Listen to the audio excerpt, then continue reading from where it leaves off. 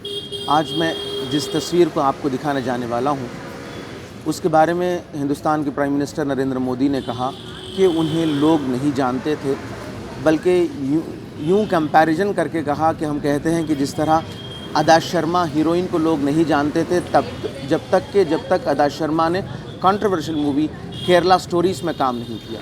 बिल्कुल इसी तरह क्या वो शख्सियत क्या एक हीरोइन है, क्या वो एक हीरो है जिसे एक फ़िल्म की ज़रूरत है? मुझे नहीं लगता कि उस शख्सियत का दर्स बल्कि हम बच्चों को स्कूल में ही देते हैं कि उन्होंने हिंदुस्तान के लिए क्या किया।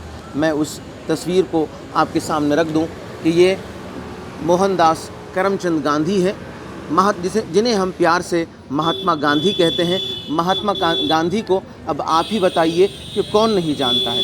बल्कि मैं कह सकता हूं कि नरेंद्र मोदी के बरखिलाफ़ या उन्होंने जिस बात को उन्होंने कहा कि महात्मा गांधी को कौन जानता था जब तक कि गांधी फ़िल्म नहीं बनी, बिल्कुल गलत बात है।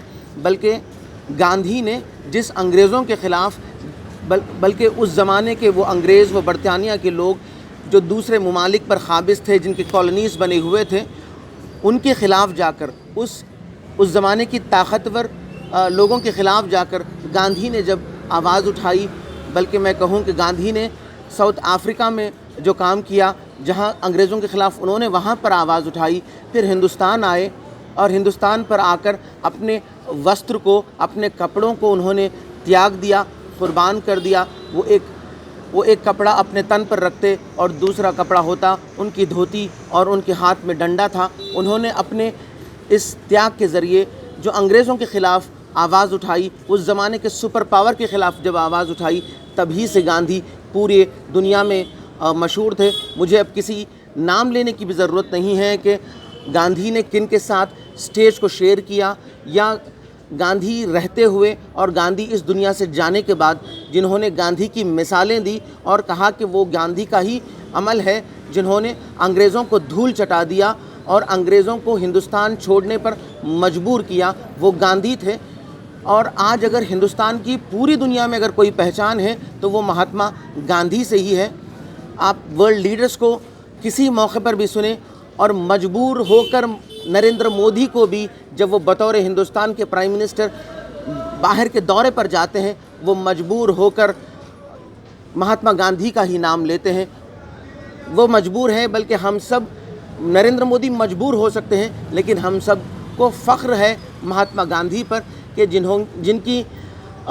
जिनकी जो पॉलिसीज़ थे, जिनका जो नज़रिया था नॉन वायलेंस का, और वो सब हम सब के लिए नज़रिया है कि उसी को सामने रखते हुए हमें आने वाले अपने फ्यूचर को तय करना है। और हम मिसालें दे सकते हैं कि हिंदुस्तान का आज जो एक कंस्ट्रक्शन है और जो स्टेप्स लिए जा रहे हैं, वो शाहीन बाग का हो, कि वो अन्ना हज़ारे का आंदोलन हो, कि वो किसान आंदोलन है, वो गांधी ही का तो दर्स है कि नॉन वायलेंस, हुकूमत को झुकाएंगे। और किसानों ने नरेंद्र मोदी सरकार को झुकाया है। मजबूर होकर 1 साल के बाद नरेंद्र मोदी किसानों के आगे झुक गए कि उन्होंने वो 3 फार्म लॉस को वापस लिया। क्यों वापस लिया? इसीलिए वापस लिया कि महात्मा गांधी का जो नॉन वायलेंस और हुकूमत को न मानने का जो पॉलिसी थी, वो किसानों ने अपनाया और मजबूर होकर नरेंद्र मोदी झुक गए। नरेंद्र मोदी क्या चीज़ है? महात्मा गांधी के उसूलों ने अंग्रेज़ों को झुका दिया था। तो आज के भी ज़माने में महात्मा गांधी के उसूलों पर जो चलेगा, वो मोदी जैसे जाबिर और जालिम, बल्कि मैं इसलिए इस्तेमाल कर रहा हूँ इसलिए कि हमने शाहीन बाग को देखा, हमने किसानों को देखा जो किसानों पर गोली चलवा दे, उसे कोई मैं कमज़ोर या उसे अच्छा तो नहीं कह सकता। तो ज़रूर जो है नरेंद्र मोदी भी महात्मा गांधी ही के पॉलिसीज़ के आगे नरेंद्र मोदी को झुकना पड़ा, और जब भी वो विदेश जाते हैं मजबूर होकर महात्मा गांधी ही का नाम लेते हैं। मुझे बहुत अफसोस है कि वो नरेंद्र मोदी हिंदुस्तान के प्रधानमंत्री होते हुए उन्होंने कहा कि 75 सालों में गांधी को कौन जानता था, हमें कुछ करना चाहिए था। तुम्हें कुछ करने की ज़रूरत नहीं है नरेंद्र मोदी, गांधी को हिंदुस्तान का बच्चा जानता है और गांधी को पूरी दुनिया जानती है। शुक्रिया।